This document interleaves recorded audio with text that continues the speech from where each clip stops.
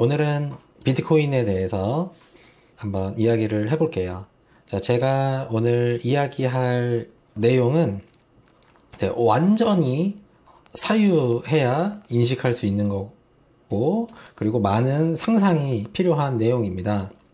자, 사람은 수년까지밖에 인식을 못하죠.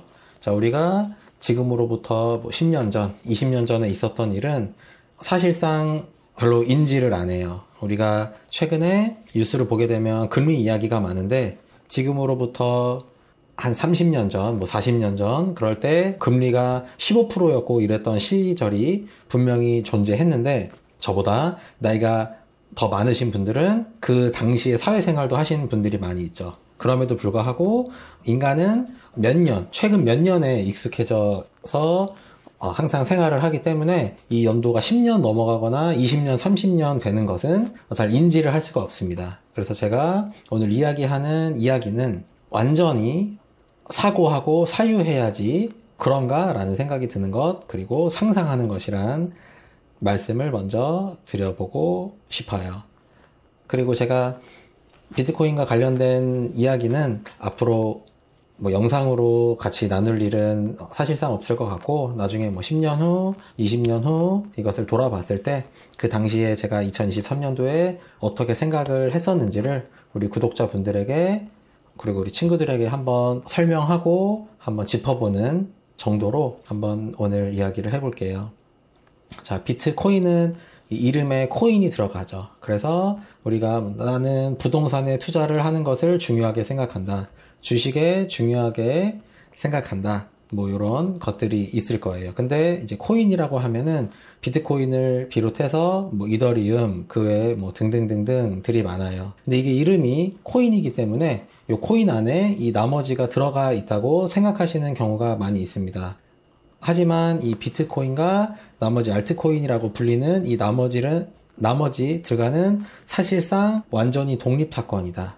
그래서 제가 이야기하고 있는 것은 비트만 이야기하는 것이다. 이름에 코인이 들어가서 제가 코인을 이야기하는 것이라고 생각하시는 분들이 있으시면 안 되겠다. 저는 비트만 이야기하는 것이고, 알트코인을 제가 긍정적으로 생각하지 않는 이유는 이것은 만든 사람들이 있죠. 이 만든 소수의 사람들이 이득을 보는 것에 나의 경제적인 나의 투자가 됐든 아니면 나의 가치가 됐든 나의 시간을 투자하고 싶지는 않다. 이 사람들을 신뢰하고 싶지가 않다. 그럴 시간도 없다라고 생각을 하기 때문에 이런 알트코인에 대한 내용은 알트코인 만든 사람이 그냥 마음대로 하는 것이니까 그것은 여기서 얘기하는 것과 아무런 연관이 없다라는 것을 먼저 짚고 싶어요. 저는 지금 비트에 대해서만 같이 제가 어떻게 사유하고 상상하는지에 대한 이야기입니다. 자, 화폐 이야기를 안 할 수가 없어요. 자, 화폐, 우리가 옛날에는 조개 또는 유리구슬을 사용했다고 해요. 그리고 현재 실제로 우리가 인식하고 있는 것은 금, 실제 만져볼 일은 반지 수준이고, 실제로 우리가 금화라든지 아니면 금 덩어리를 가지고 우리가 교환을 한다거나 화폐로 사용하는 일은 현실적으로는 거의 없죠. 실제로 우리는 이 금을 차용하기 위한 종이를 쓰고 있기 때문에 실제로는 우리가 이것을 본 적은 없지만 이렇게 희귀한 것을 사용했다고 해요. 그래서 이 화폐를 이용해서 우리가 교환을 했죠. 그래서 내가 돈을 주면 또는 내 금화를 넘겨주면 그것을 대신에 물건을 받는 이런 획기적인 시스템이 있습니다. 이 화폐 시스템은 침팬지가 됐든 이런 동물 실험에서 금화를 던져주면 먹이를 주는 실험을 통해서 영장류라든지 아니면 지능이 높은 동물들도 할 수 있다라고 되어 있지만, 제가 이야기하는 화폐는 그것보다 더 상위에 인간들만 아주 독특한 인식을 할 수 있기 때문에 사용하는 화폐에 대한 이야기입니다. 자, 이 화폐라는 게 우리가 평상시에는 아무렇지도 않게 사용하지만 정말 기가 막힌 기능들을 가지고 있다는 점을 말씀드리고 싶어요. 첫 번째 언급했었던 교환, 우리가 물건을 살 때 화폐를 통해서 산다라는 것입니다. 자, 그 다음은 저장에 대한 이야기입니다. 자, 이거 굉장히 우리가 너무나 당연하게 생각하고 있지만 아주 기가 막힌 것이에요. 자, 내가 지금 하는 행위도 저장할 수 있다고 할 수가 있습니다. 자, 제가 나무를 지금 미리 이렇게 도끼질을 해서 나무를 모아서 그것을 판매를 해서 화폐를 가지고 있어요. 그래서 이것을 여름에 아이스크림으로 바꿀 수도 있지만, 재밌는 것은 그 일도 화폐로 저장해서 바꿀 수가 있습니다. 제가 이 책상을 닦았어요. 이 책상을 닦아서 10,000원을 받았습니다. 그래서 이 10,000원을 가지고 있다가 내가 이 책상을 닦고 싶을 때 그 일을 타인에게 시킬 수가 있죠. 그 행위도 저장할 수 있다라는 아주 독특한 개념이 있다. 이것이 우리가 실제 당연하게 사용하는 이 화폐의 현재 역할이다라고 할 수가 있습니다. 자, 그것뿐만 아니라 비슷한 얘기지만 굳이 이것을 정의를 해서 나눠본다면 시간 개념도 들어있어요. 우리가 타임머신을 다 있으면 좋겠다, 과거로 가고 싶다, 미래로 가고 싶다 라는 우리가 상상 또는 사유로 할 수가 있는데, 내가 지금 하는 행위를 화폐를 통해서 이 시간이 흐른 뒤에 재현할 수가 있죠. 자, 젊어서 내가 힘이 있기 때문에 열심히 나무를 해서 이것을 돈으로 바꿔놔요. 왜냐, 내가 지금 젊었을 때 지금 준비해놓던 나무로 지금 땔감을 사용할 수가 없죠. 왜냐면 지금은 사용할 수 있지만 나중에 내가 일을 못하게 되면, 내가 나무를 하러 갈 기운이 없게 되면은 미래에 쓰기 위해서 이 나무를 미래로 보내고 싶지만 그때까지 있으면 나무가 썩게 되겠죠. 그럴 때 화폐를 통해서 그것을 돈으로 바꿔놨다가 이 미래의 타임머신으로 마치 이 나무를 보내는 것처럼 미래의 노후가 돼서 내가 나무를 하러 갈 수 없을 때 바꿀 수 있다.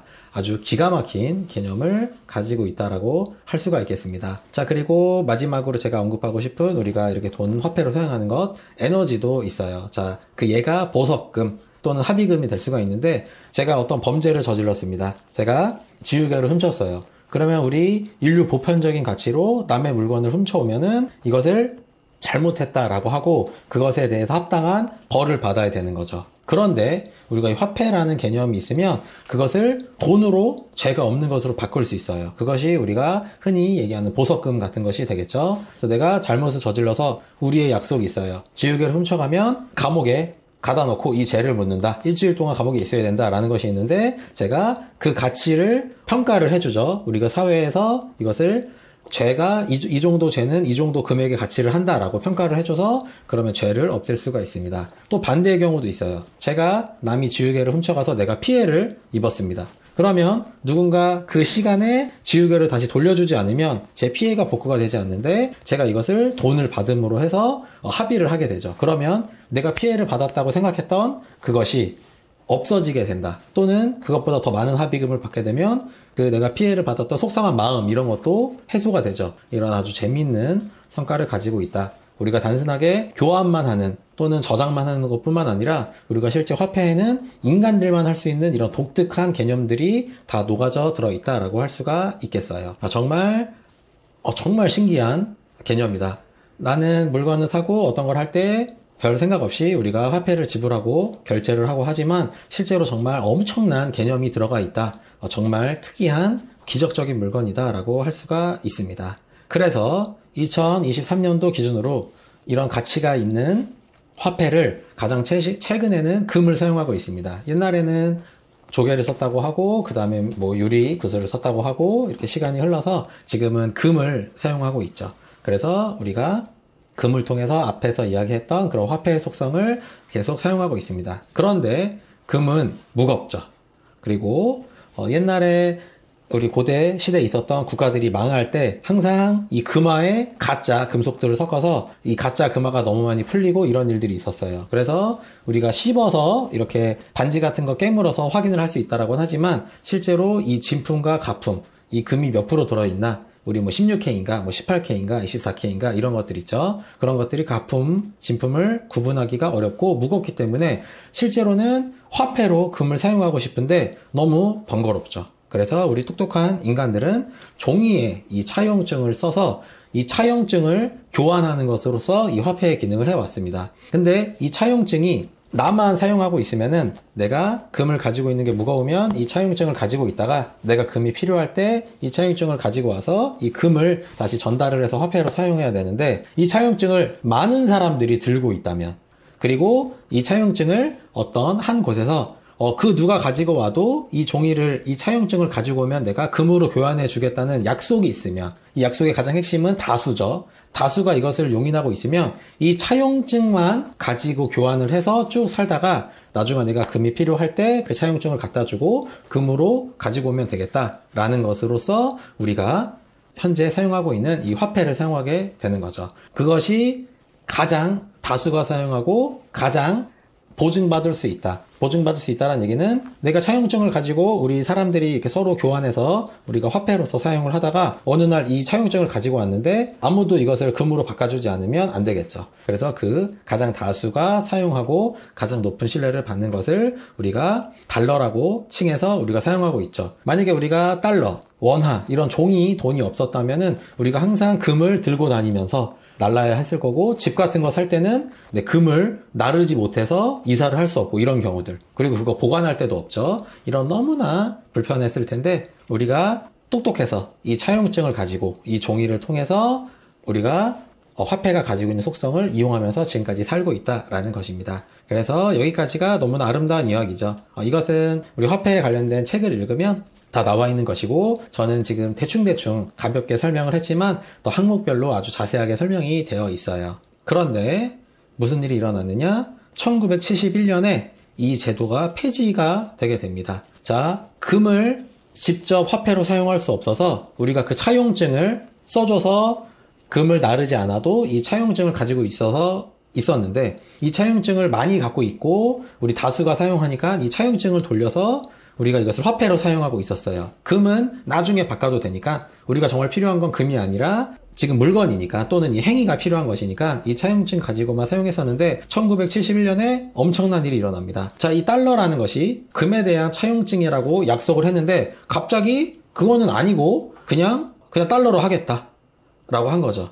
자, 여기까지 이야기를 했으면 어떻게 하면 되냐? 그러면 달러는 이때부터 그냥 종이로서 역할을 하면 되고, 그러면 우리가 그냥 금을 쓰면 되는 거죠. 다시 우리가 금으로 돌아가야 하는데 어떤 일이 이뤄졌냐? 실제 1971년에 이것을 폐지한다고 해서 이제 금으로 다시 돌아갑시다 라고 해야 되는데 어떤 일이 일어났냐? 다수가 이미 차용증을 쓰고 있어요. 이 달러, 우리가 사용하는 화폐는 금으로 바꿔야지만 의미가 있는데 이 다수가 금으로 바꾸지 않아도 서로 교환을 해줍니다. 제가 금으로 갖다 주지 않아도 이 종이만 줘도 제가 물건을 살 수 있고, 저쪽 사람도 내가 가지고 있는 물건을 사고, 이미 우리 다수가 쓰고 있으니까 사실상 상관이 없어요. 언제까지? 이 다수가 괜찮다고 할 때까지는 전혀 상관이 없습니다. 그래서 1971년에 이것을 폐지하겠다고 한 그 순간까지도 아직까지도 괜찮습니다. 그래서 금으로 바꾸지 않아도 우리가 종이로서 계속 이 화폐의 속성을 인간들이 사용을 해왔다. 그것이 가장 최근까지도 있었던 일이다라는 것입니다. 자, 그런데 지금부터 엄청난 난장판이 일어났습니다. 다 지금도 일어나는 일이긴 하지만 이게 실제로 옛날부터 점점 나빠져서 지금 최근에 와서야 문제가 된 거기 때문에 계속 이것은 우리 눈에 보이지 않아요. 우리가 상상하고 사유해야만 이것을 인식할 수 있지 보이지 않습니다. 1, 2년 가지고는 이것이 눈에 띄지 않기 때문에 10년, 20년 단위, 30년 단위로 생각해야 이것을 인식할 수 있다. 자, 1971년에 이 달러가 금에 대한 차용증이라는 이 약속이 깨진 이후에 점점 난장판이 일어나게 됩니다. 엄청난 일이 일어나게 돼요. 자, 무슨 일이 일어났냐? 차용증이 그냥 그 개수가 늘어나게 됩니다. 금이 10덩어리가 있으면 차용증이 10개만 있어야 되는데 일부 어떤 단체 아니면 일부 소수의 사람들이 그 차용증을 그냥 자기네들이 복사해서 그냥 프린터로 복사기 돌려서 그냥 찍어내게 돼요. 그래서 이 그래프가 이렇게 점점 늘어나다가 코로나 때 빵 터지고 지금은 안 줄어들고 있어요. 이거 그래프 확대해 보면은 크게 줄지 않고 계속 차용증을 계속 찍어내고 있다. 여기서 문제가 되는 거죠. 자, 미국은 이렇게 하고 있는데 그러면 그 밑에 있는 다른 나라들은 어떠냐? 우리나라 통화 공급량 계속 늘어나고 있죠. 자, 우리가 사용하는 화폐는 금에 대한 교환권, 우리가 귀하고 어떤 한정된 수량, 물론 늘어나고는 있지만 금강에서 캘 수는 있긴 있지만 기본적으로 한정된 수량이라고 알려져 있는, 그리고 변하지 않는 이 금이라는 것을 우리가 화폐로 사용하기로 약속이 되어 있는데 이것이 무겁고 번거로워서 이 차용증을 우리가 사용하자라고 했는데 이 차용증을 그냥 계속 무한히 복사하고 있는 거죠. 금은 10개밖에 없는데 차용증은 100개 계속 찍어내고 있다. 점점 더 많이 찍어내고 있다. 이런 정말 충격적인 일이 일어나고 있다라는 사실입니다. 정말 말도 안 되는 일이죠. 네, 전당포에서 내 금을 맡아주고 내가 차용증을 가지고 와서 이 차용증을 내가 교환함을 통해서 화폐로 사용하고 있는데 전당포에서 이 차용증을 막 찍어내요. 그러면 어떻게 되냐?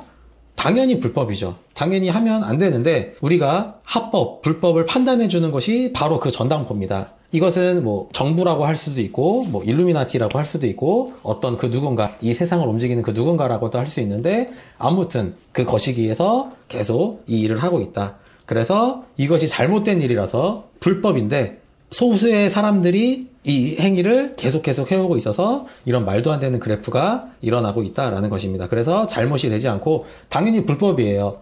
차용증을 무단으로 계속 프린터로 계속 찍어내면은 이거 원래 감옥에 잡혀가야죠. 하지만 그 감옥에 잡아갈 그 사람이 하고 있기 때문에 아무런 일도 일어나지 않고 그냥 짬돼서 계속 지금 최근 1971년 이후로 이 일이 계속되고 있다라는 것입니다.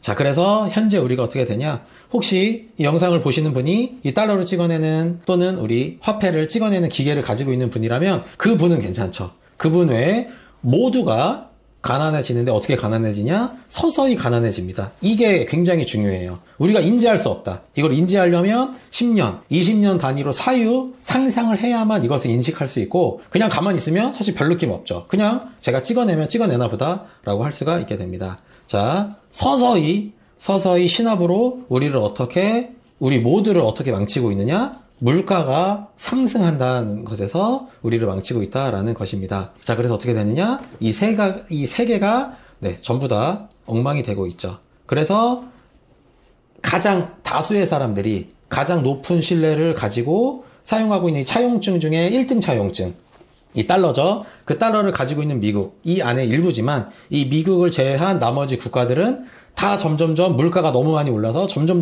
망해 가고 있게 되는 거죠. 그래서 그때부터 점점 헬 세계가 오픈돼서 서서히 다 같이 침몰하고 있다. 미국을 제외하고. 왜냐? 미국 안에 있는 사람이 프린터를 돌리고 있기 때문에 이분들은 당장 피해가 없고 이분들도 망하고 있지만 이 뒤에서부터 점점 나가리가 된다라고 생각할 수가 있습니다. 자, 그러면 이 선진국과 후진국 사이에 있는 이 어딘가에 있는 우리나라 조선도 같이 헬이 열렸죠. 이 안에서도 똑같이 나뉩니다. 왜냐? 우리도 우리의 프린터를 갖고 있는 사람들이 있기 때문에 우리의 프린터도 계속 돌아가면서 물가가 계속 늘어나서 중산층이 원래 가운데 있어야 되는데 다 뒤로 밀리게 되죠. 다 같이 점점 가난해지게 된다. 자, 그것이 제가 10년, 20년 단위로 우리가 사유해야 이것을 인식할 수 있다고 했어요. 그래서 어떤 일이 일어나느냐? 대략적으로 60년대 생 이전의 분들은 결혼을 하면 어떻게 하셨어요? 자, 월세로 시작해서, 자, 그 돈을 열심히 모아서, 조금 모아서, 아끼고 모아서, 전세, 그 다음에 내 집 마련해서, 나중에 자식들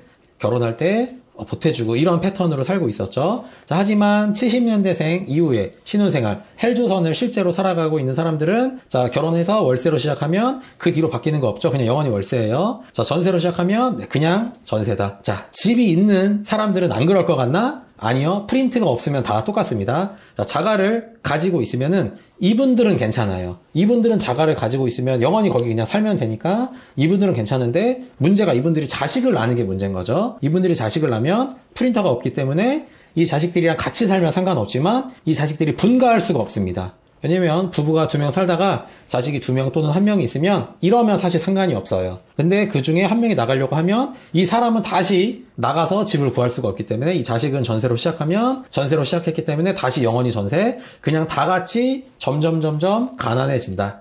네, 자식이 없는데 자가가 있다. 이런 분들은 상관이 없죠. 이런 분들 제외하고 나머지 분들은 다 점점 가난해지고, 70년대생들부터가 이 정도 경계에 있고 80년대생, 90년대생으로 넘어갈수록 이것이 점점 심해지죠. 왜냐? 프린터 갖고 있는 나머지 사람들은 다 뒤로 밀리니까. 중간이 없어요.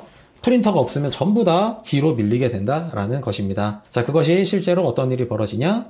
자, 그래프 볼게요. 자, 2015년부터 2023년도까지 4인 기준으로 해서 4인 중위소득이에요. 100명. 우리나라 4인 가족 있는 사람들, 가족들 100가구가 있으면 이것을 그냥 평균 낸 게 아니라 그 중간 50등이 점점 그 수입이 지금 2023년도 기준으로 540만 원을 번다고 해요. 연봉이 540만 원 곱하기 12 해서 이 정도 연봉을 벌면은 우리가 1등부터 100등 중에서 50등이라고 하는데, 이것이 2015년도부터 약 1.2배 상승했습니다. 근데 여기서 중요한 것이 뭐냐? 이 단위가 10,000원 단위예요. 이거 100만원 단위예요. 근데 1.2배가 상승했다. 물가가 올라감에 따라서 이렇게 올랐는데 우리 집값은 어떻게 상승했느냐? 서울 아파트를 기준으로 하면은 대충 약 2배를 상승했습니다. 근데 여기서 1.2배를 상승하고 2배가 상승하면 열심히 하면 1.2배 쪽에서 2배 쪽을 따라올 수 있을 거라고 상상할 수가 있는데 실제로는 여기 단위가 10,000원이에요. 그리고 이것은 1,000만원 단위 아니고 억 단위입니다.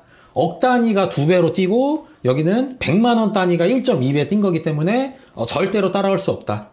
70년대생 그리고 80년대생 그 이후에 태어난 사람일수록 뒤에서 태어나면 태어날수록 월세로 시작하면 죽을 때까지 월세, 전세로 시작하면 죽을 때까지 전세 라는 패턴을 벗어날 수 없다. 왜냐? 물가가 너무 빨리 오르니까. 그럼 그 물가가 왜 오르는 거냐? 전당포, 그 차용증, 우리가 사용하는 이 차용증을 그냥 프린터로 계속 돌려서 찍어내고 있기 때문이죠. 자, 이것은 10년 단위, 20년 단위로 생각해야 사유할 수 있다고 됐는데 우리가 최근에 아주 겪었죠. 코로나 때 어떻게 했느냐? 우리나라 국민들 중에서 자영업자들을 다 죽이기로 정했죠. 헤드에서 자영업자들을 다 죽여라 라고 이렇게 했습니다. 어떻게 죽어라 라고 이야기하지 않았어요. 어떻게 이야기했냐? 사회적 거리두기를 해라 라고 이렇게 이야기를 했죠. 그래서 전철과 버스는 타도 되지만 자영업은 영업을 하지 말아라 라고 이야기하고 회사는 대기업들은 그냥 돌아가게 해줬죠. 그래서 자영업자들을 다 죽이고 프린터로 차용증을 찍어서 막 뿌려줬어요. 그럼 어떻게 됐냐? 2023년도에 집값과 물가는 다 같이 오를 수밖에 없다. 그래서 그냥 프린터를 가지고 있는 그 소수의 집단, 단체, 뭐 정부, 뭐 은행, 그 어떤 그 거시기 빼고는 다 같이 지금 가난해지고 있다라고 할 수가 있습니다. 자, 뉴스를 보면은 물가가 많이 오른대요. 그 물가를 올린 그 공장에 찾아가서 물어보면 원자재 값이 올라서라고 합니다. 그러면 그 원자재 공장에 가서 찾아가서 도대체 물가를 왜 올리는 거냐? 라고 이야기하면 인건비가 상승해서 그렇대요. 무슨 이야기냐? 우리가 지금 물가가 너무 많이 올라서 지금 소주값이 7,000원이 가냐? 이렇게 슈카월드에서도 이야기하고 있는데 그 이유가 우리 엄마 아빠가 월급을 올려달라고 떼써서 그랬다고 하죠. 이게 지금 무슨 말이죠? 그 소주 먹는 사람이 노동자인데 그 노동자가 임금을 올려달라고 해서 지금 소주값이 올랐대요. 이게 말 같지도 않은 얘기죠. 이런 일이 왜 일어나냐? 그 이 말이 거짓말이냐? 거짓말 아니에요. 가격 상승이 오른 이유 원자재 값 상승 맞고 하원자재 값이 오른 이유 인건비 상승이 맞고 노동자는 올려달라고 하지 않았지만 1.2배 정도로 오르긴 올랐습니다. 그렇다면 우리가 물가가 왜 이렇게 폭등이 하느냐? 프린터로 우리가 차용증을 무한대로 찍어냈기 때문이죠. 금은 10개밖에 없어서 차용증을 10장만 가지고 우리가 10장을 교환으로 쓰기로 했지만 지금은 이 교환증, 차용증이 1,000개, 10,000개 계속 찍어내고 있다라는 사실입니다. 그러면 물가는 영원히 오르겠죠.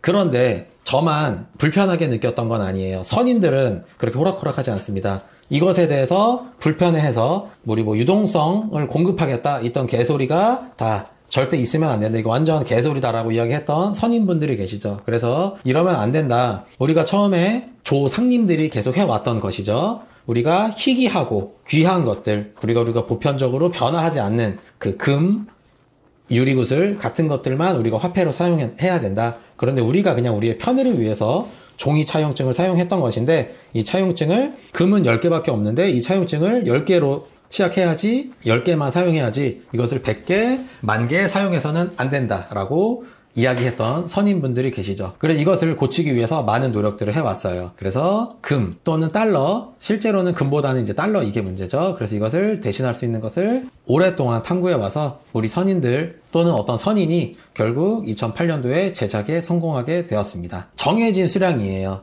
자, 우리 달러 이 차용증은 계속 찍어내서 문제가 되는 거죠. 그리고 금도 실제로는 금강에서 1년에 약 2% 정도의 우리 지금 우리가 시중에 나와 있는 금에서 실제로 한 2% 정도의 금을 매년 캐고 있는데 금값이 오르면 5%까지도 캐냅니다. 이 금강을 더 빨리 돌리기 때문에 실제로는 희소성이 조금 아쉽기는 하지만 아무튼 정해진 수량, 희소성이 있는 그리고 이것을 사용하려면 금처럼 무겁거나 우리가 이 금이 진짜인지 아닌지를 확인하는 게 불편하면은 화폐로 사용하기 어려워요. 그런데 아주 쉬워요. 인터넷만 되고 폰만 있으면 전 세계 어디에 있든지 사용 가능하다. 너무나 다수가 쓰기에도 좋고 은행이 없고 우리가 문명화되어 있지 않다고 생각하는 아쉬운 국가들에서도 사용할 수 있는 아주 기가 막힌 아이템이 나왔죠. 그런데 2008년도에 이것을 만들었는데 문제가 아무도 사용하지 않는 것이 문제인 거죠. 달러가 중요한 이유는 달러가 우리가 계속 미국 경제에 따라 다니면서 우리가 흔들리는 이유는 이 달러가 가장 다수에게 가장 높은 신뢰도를 사용하는 차용증이기 때문이에요. 우리 아쉬운 나라에서 있는 차용증은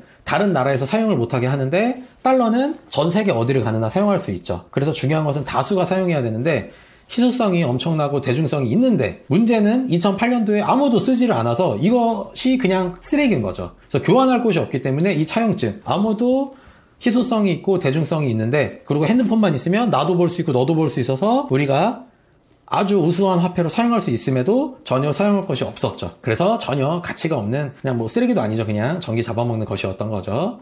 자, 그런데 제로투원 그때까지는 0이었는데 어느 날 이 비트코인이 1달러로 교환이 되게 되는 일이 일어납니다. 그래서 이 전까지는 이게 뭐 2015년도인지 2014년도인지가 중요한 것이 아니라 2008년도에 이런 상상을 통해서 상상과 사유를 통해서 만들어진 희귀성과 대중성이 있는 어떤 이 거시기 비트 거시기라고 불리는 이 거시기가 있었는데 아무도 사용하지 않았는데 결국 제로였어요. 이때까지 제로여서 아무런 일도 일어나지 않았는데 드디어 0에서 오프에서 온이 된 거죠. 0에서 1이 일어나게 된 거죠.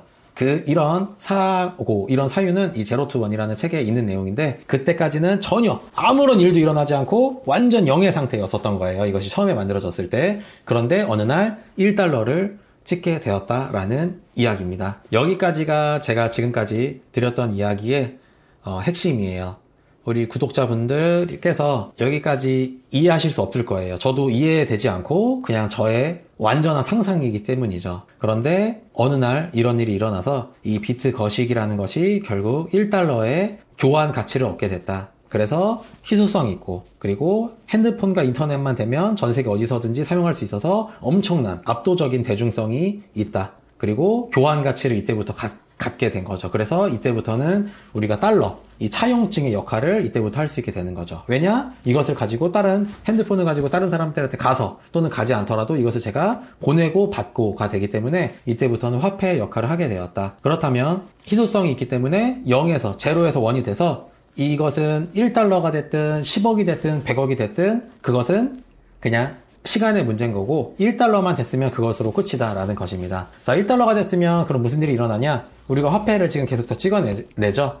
그 화폐를 찍어내는 것을 멈추면 이 1달러에서 이것이 멈출 거예요. 정확하게 멈추진 않고 이것을 원하는 사람들이 2달러에 사는 사람들도 있을 거고 뭐 3달러에 사는 사람들도 있을 건데 100달러에 살 사람은 없겠죠. 그냥 그 정도에서 가격이 유지가 되면서 이렇게 돌아갈 거예요. 그런데 우리는 달러, 이 차용증을 지금도 계속 찍어내고 있죠. 그러면 이것은 지금 유사 이래로 계속 찍어내고 있기 때문에 그럼 결국 이것은 이 달러 이 1 거시기의 가치는 그렇다면 무한대로 늘어나게 될 수밖에 없다라는 것이 이야기입니다. 여기까지가 제가 한 이야기고 이것에 대해서 동의하시는 분도 있을 것이고 나는 뭐 맞는 말인 것 같은데 뭐 잘 모르겠다라고 하시는 분도 있을 것이고 뭐 저처럼 크게 별 생각은 없는데 그냥 시간이 많아서 혼자 계속 상상하고 잘 때도 상상하고 출퇴근길에 계속 상상하고 사유하다 보니까 이거 정말 기가 막힌데 라고 그냥 그럴 것 같다 라고 느끼는 사람도 있을 거예요. 그렇다면 더 이상의 공부는 저보다는 실제 이것을 더 전문적으로 공부해오고 더 오랫동안 공부해오셨던 분들 유튜브도 있고 책도 있고 하니까 그런 것들 읽어보시면서 한번 생각을 해보셨으면 좋겠다라는 것이 저의 이야기입니다. 저희 밑은 제가 이거 준비하면서 어차피 이 주제에 대해서 제가 따로 특별하게 다루지는 않을 것 같아서 제가 이것을 인지하고 충격적이다라고 느낀 이후에 있었던 제가 질문을 혼자 생각했었던 것입니다. 1이 됐어요. 1달러가 됐다 하더라도 이게 무슨 의미가 있나 별로 우리 눈에 보이지 않죠. 아무리 제로투원이라는 책을 읽고 제로투원에 사고 0이면 아무 일도 일어나지 않지만 1이 일어나면 그때부터는 2, 3, 10, 100 무한대로 일어나게 된다. 이 현실, 우리 사회 현상에 대해서 저 책에서 언급을 해줬는데 근데 1달러는 별로 체감이 안 되는데요 라고 했는데 실제로 무슨 일이 일어났냐? 2015년도에 실제로 이것을 거래해주는 거래소가 나오면서 이 즈음에 그래서 이 거시기 이것이 이 당시에 우리나라 돈으로 370만 원의 교환 가치를 얻게 되었다. 이것이 바로 제로투원입니다. 1만 넘으면 그때부터는 무한대다. 이게 10이냐 100이냐 1000이냐 이것이 중요한 것이 아니라 0만 아니면 바로 무한대로 상승하게 된다라는 이야기입니다. 자, 아무런 가치가 없는데 왜 되냐 이렇게 상상하시는 분들이 있는데 이 달러도 가치 없고 원화도 가치 없죠. 이거 그냥 원래 종이에요. 그런데 이것이 우리가 가치가 있다라고 느끼는 것은 다수가 사용하고 다수가 이것을 가지고 가면 금으로 바꿔줄 수 있다는 것을 우리가 믿고 있기 때문에 이것이 가치를 느끼는 것이지. 그래서 이 얘기는 우리 다시 제가 했던 얘기 또는 다른 책 같은 거, 다른 유튜브 보면서 다시 한번 사유해줬으면 좋겠다. 가치는 중요하지 않다라는 거예요. 자, 커피도 못 사먹는데 라고 생각하시는 분들이 있어요. 자, 2023년도 11월 12일 기준으로 이 1 거시기가 있으면은 우리나라 돈으로 4,900만 원으로 바꿔줍니다. 그렇다면 이것이 커피를 지금 사 먹을 수 없다. 물론 사 먹을 수 있는 방법들이 있는데 거기까지 설명할 필요는 없고, 커피도 못 사 먹는데 이거를 어디다 갖다 쓰냐? 이렇게 갖다 쓸 수 있죠. 이 1비트를 가지고 아무런 가치가 없고 커피도 못 사 먹지만 제가 만약에 이 1비트를 100만 원에 제가 여기서 판매한다고 하면 사람들이 줄을 서겠죠. 저는 200만 원에 주세요. 그분들이 이걸 왜 가져가냐? 이 200만 원을 가지고 가서 4,900만 원이랑 바꾸려고 하기 때문에 가져가려고 하겠죠. 그렇기 때문에 이것을 판매해서 커피 여러 잔 사 먹으면 되는 거라서 실제로는 사 먹을 수는 없다. 이것에 대해서도 역시 한번 생각을 해봤으면 좋겠다 이야기입니다. 그리고 그래도 다수가 사용하지 않고 극소수 이런 것들만 관심 있고 이런 젊은 친구들만 사용하고 있다라고 생각하는데, 이거 제로 투 원도 다시 읽어보고 1달러만 넘었으면 10명이 사용하든 100명이 사용하든 결국에 이것은 무한대로 상승하게 된다라는 이야기입니다. 왜냐? 제로가 아니기 때문이죠. 제로는 2008년도가 제로였고 그 이후에는 제로가 아니라 원이 되었기 때문에 그때부터는 무한대다라는 것입니다. 역시 이것도 이 책 읽어보셔도 좋고 다양하게 사유하고 사고해보면서 같이 이야기해봐도 좋겠다라는 것입니다. 이미 많이 올라서 싫다라고 생각하시는 분이 있어요. 아직도 제로 투 원을 이해하지 못하신 분인데, 이미 많이 올라서라고 이야기하면 그러면 지금 서울 아파트를 구매하는 사람들은 그럼 바본가요? 지금 음마아파트 인터넷으로 검색해보면 한 20억이라고 하는데, 제가 만약에 이것을 15억에 사면 그럼 저는 바본가요? 아니죠. 더 오르게 되죠. 왜냐? 그 음아파트의 가치도 있지만 화폐, 우리가 사용하고 있는 이 차용증, 이 화폐를 계속 더 찍어내기 때문에 역시 이 음아파트의 가격도 무한대로 상승할 것이다 라는 이야기입니다. 자, 그리고 제가 자꾸 비트 이야기하면은 이 거시기 이야기하면 자꾸 알트코인이냐, 다른 건 어떠냐 이런 이야기 하시는 분들 있고, 아는 사람, 실제로 아는 사람은 아니고 건너인데 인터넷에서 본 사람인데 아는 사람이라고 얘기하는 거죠. 알트코인으로 수백억 벌었다고 하는데 너는 아니에요. 너는 이런 일이 일어나지 않으니까 너가 이런 일이 일어날 거라고 생각하는 것 자체가 저는 어떻게 저렇게 사람이 겸손하지 않을 수 있을까, 저는 이런 생각이 들어요. 저는 그냥 딱 봐도, 우리 구독자분들이 저를 봐도 이런 삶 살 수 없는 팔자라는 게 그냥 직관적으로 느껴지죠. 그리고 너도 아니니까 얘는 그냥 얘의 인생을 살라고 하면 되고 너랑 나는 아니다 라는 점을 이야기하고 싶고, 알트코인으로 수백억 벌 사람이면 폰 팔아도 이 아저씨처럼 될 수 있고, 자동차 딜러 해도 이 아저씨처럼 될 수 있고, 우리가 인터넷에서 한무당이라고 엄청난 조리돌림을 당해도 한방맥스TV의 저처럼 이런 멘탈, 이런 자신감, 이런 펀디멘털을 탑재할 수 있다는 점을 지적하고 싶습니다. 그래서 너는 아니다 라는 거, 이런 거 좀 신경 좀 쓰지 않으셔도 된다. 이러면 너무 좋겠지만 이런 일 일어나지 않는다라는 것입니다. 자, 그리고 마지막으로 변동성이 심해서 가격이 화폐라고 해서 화폐인가 한번 눌러봤더니 언제는 100만 원이었다, 언제는 1000만 원이었다 이렇게 얘기하시는 분들이 있는데, 제가 얘기했죠? 연 단위의 얘기 아니에요. 제가 지금까지 이야기했던 거는 1, 2년의 관계가 아니란 얘기인 거예요. 그럼 무슨 이야기냐? 이것은 최소 10년에서 30년을 돌아봐야 하는 것이라서, 자, 이것이 제가 지금 그래프 올해 거예요. 이렇게 변동성이 엄청 심하죠. 이 화폐가 3천만 원이 됐다가 4천만 원이 됐다가 내려갔다 올라갔다 왔다 갔다 하고, 제가 이것은 구글에서 초창기 때 2015년도부터 그래프를 갖고 왔는데, 이때는 37만 원이었는데 가격이 왔다 갔다 하죠. 1, 10, 100, 1000만, 10만 37만 원이네요. 아까 위에서 얘기했던 거 370만 원 아니라 37만 원이었네요. 이렇게 그래프들이 있어서 그래프를 보게 되면 엄청나죠. 엄청난 변동성이 있지만, 제가 이것은 1, 2년에서 얘가 올랐냐 안 올랐냐는 중요한 게 아니라 최소 10년 단위, 20년 단위로 본다는 거죠.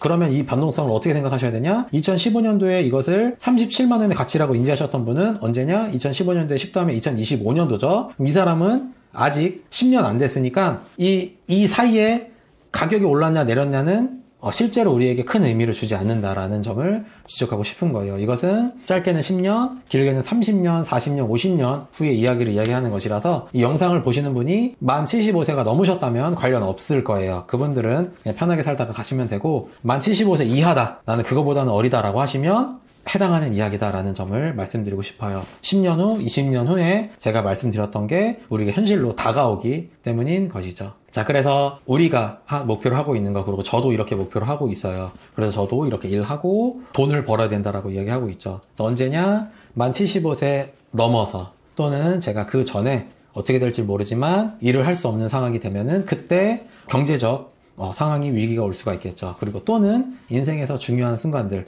내가 중요하게 생각하는 어떤 물건을 산다거나, 내가 중요하게 생각하는 어떤 사람이 돈이 필요하다거나, 어떤 이벤트가 터져서 이런 데 인생의 중요한 순간, 그리고 내가 일할 수 없는 상황, 또 역시 마찬가지죠. 내가 나이가 너무 많이 먹어서 기력이 부족하다거나 아니면 그 상황이 안 됐을 이런 상황에서 경제적 자유 아니에요. 이런 일 내 팔자엔 없다. 너도 이 팔자 없을 거니까 이거 신경 쓰지 말고 그때 조금은 경제적으로 안정된 삶, 내가 일한 가치를 화폐에 저장했는데 그 차용증을 나쁜 놈들이 프린터로 막 찍어내서 내 가치가 점점 깎이는 이런 일이 일어나지 않고 조금은 경제적으로 안정됐으면 좋겠다라는 점을 강조하면서 우리의 목표, 그리고 저의 목표이기도 합니다. 경제적 안정이에요. 자유면 더 좋겠지만, 아쉽지만 이번 생은 틀렸고 경제적 안정을 위해서 제가 말씀드렸던 거 한 번만 생각해 보시고 혹시 이것이 충분히 들을만 하다라고 하면은 더 같이 제가 됐든 아니면 더 다른 전문가, 또 다양한 책들이 있으니까 그런 것들 읽어보면서 사유해 보셨으면 좋겠다라는 당부의 말씀 드리면서 한번 10년 후에 이 영상을 제가 한번 다시 열어볼 날이 있기를 기대하면서 이번 영상 마치도록 하겠습니다. 요번엔 영상이 아주 길 것 같아요. 봐주셔서 감사합니다.